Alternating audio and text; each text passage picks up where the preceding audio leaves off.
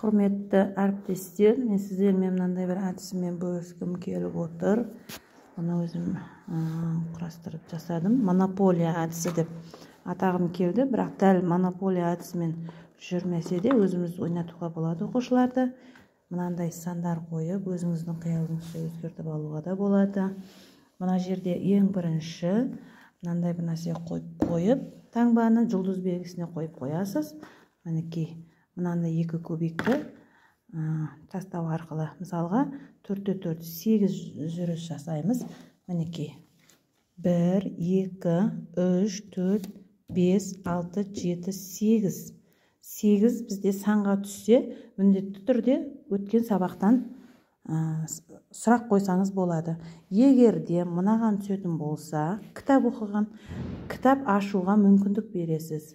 Егер қазынаға түссе, қанша балл жинады осықа шейін, сонша ұпай қосып беруге болады.